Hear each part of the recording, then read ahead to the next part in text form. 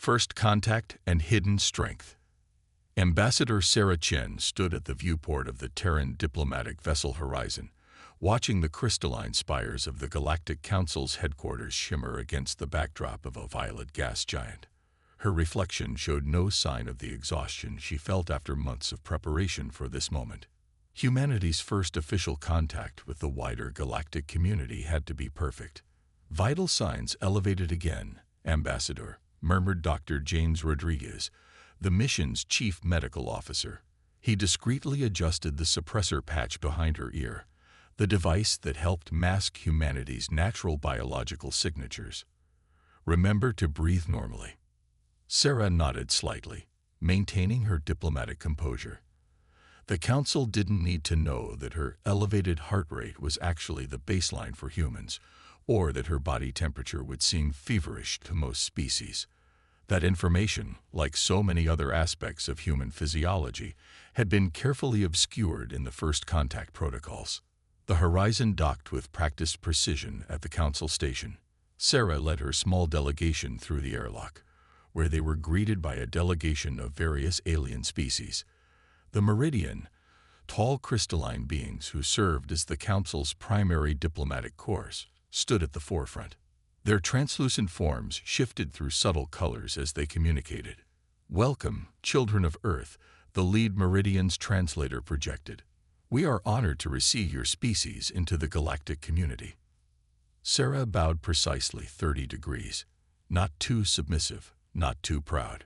"The honor is ours, esteemed Council members. We look forward to joining the grand tapestry of galactic civilization." As they walked through the station's grand corridors, Sarah noticed the subtle signs of environmental adaptation. The gravity was set to a mere 0.7 grams, the air was thin by human standards, and the temperature would have been chilly without their climate-controlled suits. To most species in the galaxy, these were comfortable conditions. To humans, they were barely tolerable. The delegation was led to a vast chamber where representatives from hundreds of species gathered. Sarah felt a flutter of pride. Humanity had worked so hard for this moment, carefully presenting themselves as a peaceful, moderately advanced civilization, ready to join the galactic community. They'd hidden their true nature well. During the ceremonial introductions, a Vextar scientist, an insectoid being known for their analytical minds, approached with scanning equipment. "With your permission, Ambassador, we would like to verify atmospheric compatibility." Sarah tensed internally but maintained her smile. This was the moment they'd prepared for. The suppressor patches would mask their true readings, showing human biological parameters within expected norms for a standard world species. "Of course," she replied smoothly. Dr. Rodriguez stepped forward, offering his arm for the scan. The Vextar's antenna twitched as it reviewed the data. "Fascinating," it chittered. "Your species shows remarkable optimization for your planetary conditions, though I must note some anomalies in the atmospheric requirements." Sarah's diplomatic training kicked in. "Our world has unique atmospheric properties that required specific adaptations. Nothing too extraordinary, I assure you." The ceremony proceeded, but Sarah noticed the Vextar scientist continuing to study them with increasing interest. During the formal dinner that followed, she overheard fragments of conversation between various council members about Earth's classification data. The gravity readings must be incorrect. Those atmospheric pressure variations can't be natural. No species could evolve under such conditions. Later, in the privacy of their quarters, Dr. Rodriguez approached Sarah with concern. "They're going to figure it out eventually. The suppressor patches can only hide so much." Sarah stared out at the gas giant, its swirling storms reminiscent of Earth's own turbulent beauty. "We just need time," she said quietly. "Time for them to know us as people before they know us as Deathworlders. Once they understand we're more than our biological capabilities." She was interrupted by an urgent message from Earth. Sarah's blood ran cold as she read it. A private research vessel had been attacked at the edge of human space. The attackers, believing they were dealing with standard world beings, had severely underestimated their prey. The survivors were already spreading stories about humans fighting in triple standard gravity, surviving in toxic atmospheres, and displaying strength that should have been impossible. Their carefully constructed facade was about to crack. "Send word to the council," Sarah ordered, straightening her spine. "Tell them we need to discuss a matter of urgent importance." She removed her suppressor patch, crushing it between her fingers. It's time they learned what it truly means to be human. The patch's pieces drifted to the floor as her vital signs returned to their natural state. A warrior's heart rate, a predator's body temperature, the biological signature of a species that had survived and thrived on one of the most dangerous worlds in the galaxy. Tomorrow, the real negotiations would begin. The breaking point. The attack on Nova Prime came without warning. The human colony, established just 6 months after first contact, had been deliberately understated. A small settlement of 10,000 souls on a moderate world. What the Razak Collective didn't know was that humans had chosen this world precisely because its harsh conditions would give them an advantage. Commander Elena Santos watched from the colony's defense center as the Razak ships descended through the storm-racked atmosphere. Lightning crackled around their hulls, illuminating their biomechanical forms against the perpetual twilight of Nova Prime's sky. The colony's sensors registered atmospheric pressure at triple galactic standard, with wind speeds approaching 300 kilometers per hour. "Perfect weather for a fight," Elena muttered, activating the colony-wide comm. "All civilians to shelter stations. Combat teams, initiate protocol thunderstrike." The Razak had chosen their timing well, or so they thought. Nova Prime's seasonal magnetic storms would prevent any distress calls from reaching Earth. They expected to find a helpless colony of standard world beings, cut off from support and struggling to survive in what they considered borderline hostile conditions. What they found instead was humanity unleashed. The first wave of Razak shock troops landed near the colony's main agricultural dome. 8-foot-tall warriors in powered armor, they moved with predatory grace, their biomechanical augmentations allowing them to compensate for Nova Prime's crushing gravity. Their leader, Supreme Commander Vaxthar, broadcast an ultimatum across all frequencies. "Surrender your resources and submit to evacuation, humans. These conditions are unsuitable for your kind. We offer mercy." Elena's response came not in words, but in action. The agricultural dome's outer shell suddenly retracted, exposing the Razak forces to Nova Prime's full fury. While the aliens staggered under the assault of gale force winds and pressure differentials, human defenders emerged from hidden bunkers wearing nothing more than light environment suits. The Razak troops watched in horror as humans moved through the storm as if it were a gentle breeze. Their natural muscles and bones, evolved under Earth's punishing conditions, proving more effective than any powered armor. Elena herself led the first counterattack, sprinting through the maelstrom with a squad of colonial marines. "Impossible." Vaxthar's voice crackled over the comm. "Your species' profile indicated standard environmental tolerances." Elena grinned as she vaulted over a fallen Razak warrior, her augmented reflexes, natural ones, not artificial, allowing her to dodge energy bolts with ease. "You really should have done more thorough research," she broadcast back. The battle shifted rapidly. Human defenders employed tactics that seemed suicidal to their attackers, using the storm winds to amplify their jumps, deliberately decompressing sections of the colony to create killing zones that only they could survive, and engaging in close combat where their natural strength gave them an overwhelming advantage. From his ship in orbit, Vaxthar watched in growing disbelief as his elite forces were systematically dismantled by what he had dismissed as simple colonists. His sensors showed humans operating in conditions that should have crushed them, moving at speeds that shouldn't have been possible under such gravity. "What manner of beings are you?" he demanded, as Elena's forces began targeting the Razak landing ships. The answer came from an unexpected source. A priority transmission cut through the magnetic interference, a message from the Galactic Council themselves. Ambassador Chen's voice, calm but carrying an edge of steel. filled all channels. The Razak Collective is hereby notified that they have violated the territory of a classified Deathworld species. Humanity's environmental classification has been updated from Standard 3 to Deathworld 1. Your attack on Nova Prime constitutes a severe breach of Council law. Elena could almost hear the fear in Vaxthar's response. Deathworld 1. That's impossible. No sapient species has ever evolved under such conditions. Check your updated databases, Elena replied, as her team secured the last Razak position. Earth makes Nova Prime look like a garden world. Now about that surrender you mentioned. The Razak retreat was as swift as their attack had been bold. As the last ships fled through the storm, Elena received a private transmission from Ambassador Chen. Well, Commander, it seems our secret's out. The Council is in an uproar. Half of them are demanding immediate quarantine protocols.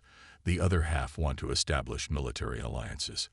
Elena watched Nova Prime's eternal storm rage across the horizon. They were bound to find out eventually. At least now they know we weren't hiding out of shame or deception. No, Sarah agreed. We were hiding out of courtesy. It's going to be interesting explaining to them that what they just witnessed was us being gentle. As cleanup crews began repairing the minimal damage to the colony, Elena couldn't help but smile at the thought of the reports being frantically filed across the galaxy. Humanity had finally shown a fraction of their true capabilities, and the cosmic stage would never be the same. In the colony's medical center, a captured Razak warrior watched in disbelief as human children played in what his species considered crushing gravity, their laughter echoing through halls designed to withstand pressures that would collapse most alien vessels. The galaxy was about to learn why Earth's children had not just survived, but thrived in conditions that would kill most species. And this was only the beginning. Ripples across the stars. The grand chamber of the Galactic Council had never been so silent. On the massive holoscreen dominating the chamber's center, footage from Nova Prime played on repeat. Humans moving through lethal storms, surviving pressures that would crush most species, demonstrating strength and speed that defied conventional biological limits. The implication sent shockwaves through galactic society. Admiral Xena Kvath of the Arcturian Defense Fleet leaned forward in her hover seat, her crystalline form refracting light in patterns that indicated deep concern. How did we miss this? Our preliminary surveys of Earth classified it as a moderate gravity world with manageable atmospheric conditions. Ambassador Chen stood calmly at the speaker's podium, her unaugmented human form now a source of both fascination and apprehension. Your surveys were correct. For the regions we allowed you to scan, what you saw were our most hospitable zones, carefully terraformed over centuries to appear more conventional.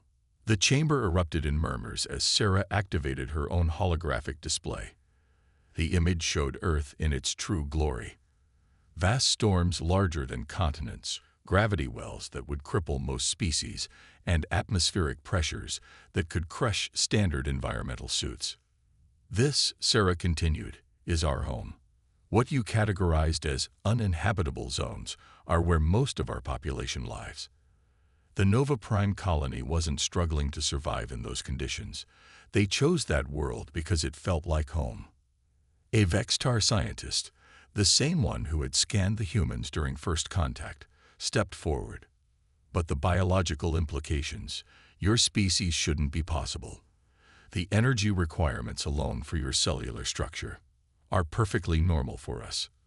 Dr. Rodriguez interrupted, joining Sarah at the podium. What you consider extreme conditions shaped our evolution. Every human child is born with what you would consider military-grade genetic enhancements. The Council's Security Committee immediately moved to establish new protocols. Humanity was reclassified as a Deathworld species, their territories marked as hazard zones. Trade regulations were hastily rewritten, military assessments updated. But amidst the fear and bureaucratic scrambling, unexpected opportunities emerged. In the weeks following the Nova Prime incident, humanity received a peculiar request. The Meridian, facing a crisis on one of their mining colonies, sought human assistance. Their automated systems had failed under extreme conditions that humans considered merely challenging. Director Marcus Chen, no relation to the ambassador, led the rescue operation personally. His team entered environments that would kill most species, manually repairing critical infrastructure, while the galaxy watched in amazement. What had been seen as a liability, humanity's extreme adaptations, was becoming a valuable asset. But not everyone saw humanity's revelation as an opportunity. In the darker corners of galactic space, other powers began to move. The Razak Collective's humiliation had created a power vacuum, and multiple factions sought to test humanity's limits. The first probe came from the Shadowkin Consortium, a species that had evolved in the darkness between stars. They launched a covert operation to infiltrate Earth's orbital defenses, believing their natural stealth capabilities would give them an advantage. They hadn't counted on human low-light vision, another gift from Earth's harsh evolution. The infiltration team found themselves outmaneuvered by human special forces who could track them by heat signatures alone. Their supposedly superior adaptations rendered meaningless against Earth's apex predators. In the aftermath, Ambassador Chen faced the Council again, but this time her tone carried a warning. We hid our true nature not out of deception, but out of consideration. Humanity has always understood that our natural capabilities might be unsettling to others. But make no mistake, we will defend ourselves. The Arcturian admiral, having witnessed the Shadowkin's defeat, proposed an unprecedented initiative. Perhaps, she suggested, her crystalline form gleaming with purpose, we should view humanity not as a threat to be contained, but as guardians of worlds others cannot protect. The proposal sparked intense debate. Some council members argued for quarantine, others for alliance. But as reports continued to flow in, of human rescue teams saving alien colonies from environmental disasters, of human scientists solving problems others couldn't physically approach, a new understanding began to emerge. In her private quarters, Sarah reviewed the latest diplomatic dispatches, trade requests for human environmental suits designed for fragile non-Earth conditions, petitions for human assistance on high-risk projects, and even military alliance proposals. The galaxy was beginning to understand that humanity's extreme nature could be a foundation for cooperation rather than a cause for fear. A message from Nova Prime caught her attention. The colony had received its first voluntary alien settlers, species seeking to learn how to survive in hostile conditions. Among them was a young Razak scientist, driven by curiosity rather than conquest. As Sarah prepared for another council session, she reflected on how quickly perceptions could change. Humanity had stepped out of the shadows of their Deathworld origins, and the galaxy would never be the same. The question now was not whether humanity could find its place among the stars, but how their unique capabilities would reshape galactic civilization itself. The next phase of human-alien relations was about to begin, and it promised to be even more interesting than the first. The Deathworld advantage. The warning came from the edges of known space. The Meridian outpost in the Carina sector had detected something impossible, a quantum anomaly that devoured light, matter, and even space-time itself.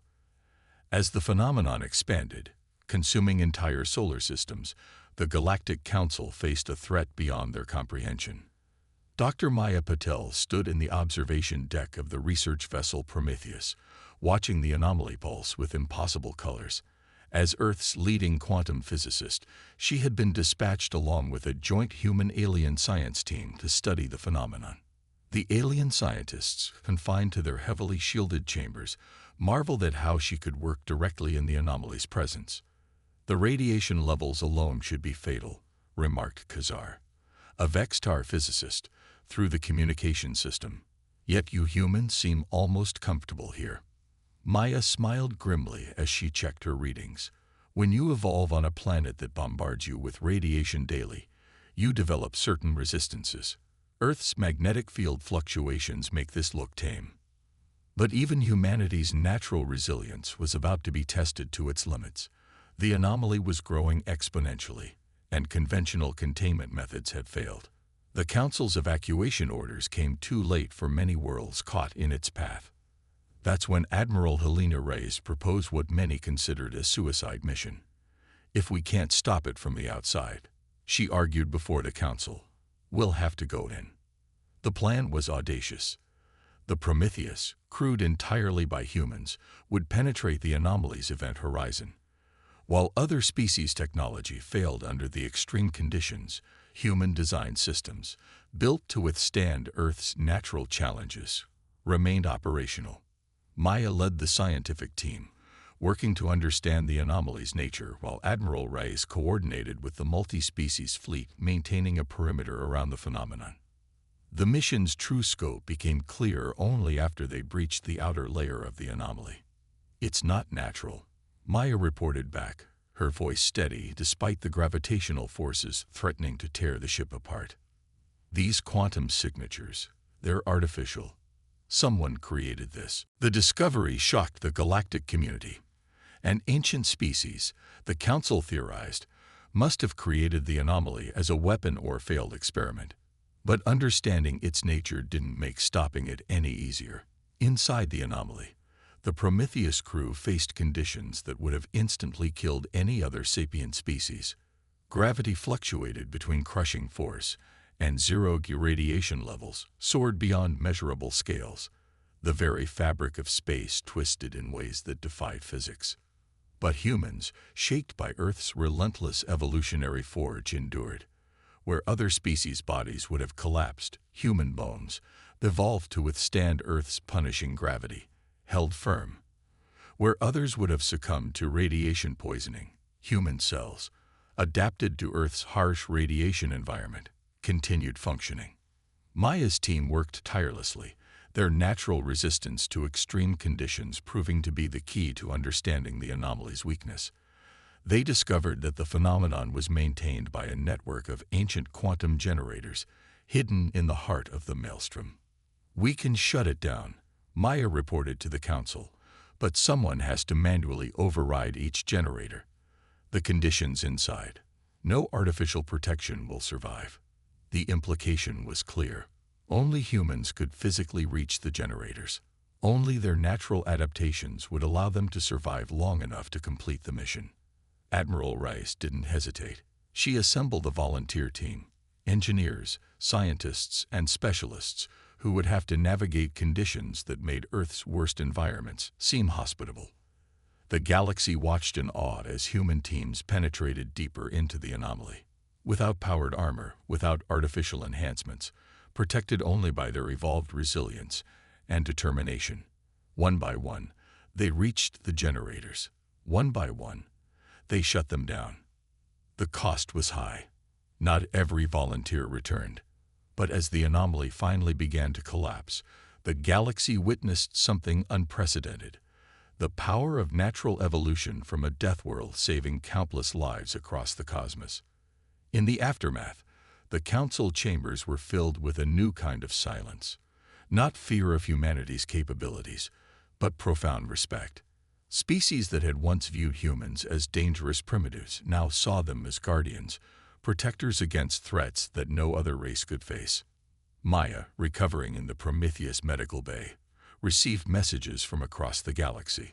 Scientists seeking to understand human adaptations, not to contain them, but to learn from them. Proposals for joint research projects. Requests for human assistance in exploring other extreme environments. Perhaps, she mused to Admiral Reyes, this is why we evolved the way we did. Not just to survive Earth, but to help others survive the cosmos. The Admiral nodded, watching through the viewscreen as rescue ships began the work of reclaiming worlds the anomaly had threatened. We spent so long hiding what we are, she said. Now we're finding out that what we are might be exactly what the galaxy needs. The age of human isolation was over. The Deathworlders had become the galaxy's greatest hope for survival in a universe more extreme than anyone had imagined. Evolution of understanding. 5 years after the quantum anomaly crisis, Earth's capital hosted an unprecedented gathering. The Galactic Council had chosen humanity's death world as the site for its centennial assembly. a decision that would have been unthinkable just years before. Ambassador Sarah Chen, now serving as Earth's High Representative to the Council, watched alien diplomats adapting to their environment. They moved carefully through specially designated zones where gravity and atmospheric pressure were artificially maintained at their species standards. Yet many chose to venture into Earth's natural conditions, protected by human-designed environmental suits, eager to experience the world that had forged humanity. Remarkable how perspectives change, mused Xartel, the Meridian first speaker, its crystalline form shimmering in the sunlight filtering through Earth's thick atmosphere. We once feared the conditions that shaped your species. Now we study them to understand our own potential. The Assembly Hall, built into the side of Mount Everest, symbolized this new era of understanding. Its architecture seamlessly blended environmental zones for different species, while showcasing Earth's natural grandeur. Through reinforced windows, delegates could witness storms that could level cities on their worlds, yet were considered mild weather by human standards. But the assembly wasn't purely ceremonial. A new crisis loomed, one that would test this evolved understanding between species. Long-range scouts had detected multiple gamma-ray bursts approaching populated sectors of the galaxy. The celestial events would render thousands of worlds uninhabitable for most species. The evacuation plans are ready, reported Admiral Elena Santos, her experience from the Nova Prime incident having earned her command of the Joint Species Fleet. But we've identified several critical installations that can't be abandoned. Research stations, power cores, preservation vaults, facilities essential for surviving the aftermath. The solution was obvious to all, though none had imagined proposing it just years ago. Humans would maintain these crucial facilities, their natural resistance to radiation making them the only species capable of operating in the affected zones. But this time, humanity wouldn't stand alone. Dr. Rodriguez, who had helped mask humanity's true nature during first contact, now led an initiative to help other species adapt to extreme conditions. We can't change evolution, he explained to the assembly, but we can share what we've learned from it. Our medical technologies, environmental adaptation techniques, even our training methods, all developed through centuries of living on a death world. The assembly watched in amazement as he displayed the results of these collaborative efforts. Meridian crystals grown under Earth-like pressures, showing increased resilience. Vextar adaptation protocols inspired by human cellular repair mechanisms. Even the proud Razak, once humanity's adversaries, had begun incorporating human survival strategies into their military training. We're not trying to turn other species into humans, Sarah addressed the assembly. We're helping them find their own strength, just as Earth's challenges helped us find ours. The response to the gamma-ray crisis demonstrated this new paradigm in action. Human teams took the most dangerous posts, but they worked alongside specially trained alien units. Where once there had been fear of humanity's capabilities, now there was coordination and mutual respect. As the gamma-ray bursts approached, humanity's Deathworld evolution proved its worth again. Human operators maintained crucial infrastructure while other species evacuated. But this time, they weren't viewed as unstoppable warriors or terrifying survivors.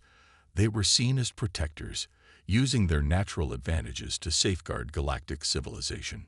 In the crisis of aftermath, Sarah found herself in the Council's private chambers, discussing the future with representatives from across the galaxy. The conversation had shifted from containing humanity to understanding how different species' evolutionary advantages could complement each other.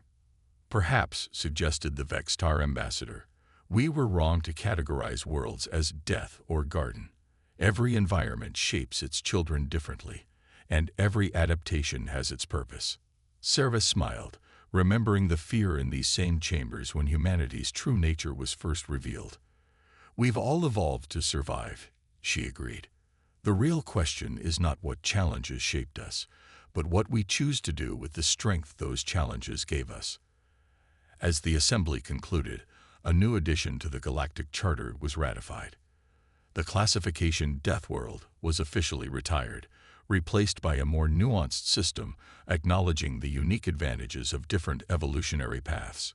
Earth was reclassified as a crucible world, a planet whose extreme conditions forged adaptations that benefited all species.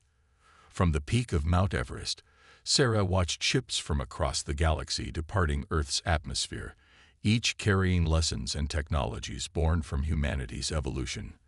The galaxy had finally understood that strength came in many forms, and humanity's path from feared Deathworlders to respected guardians was complete.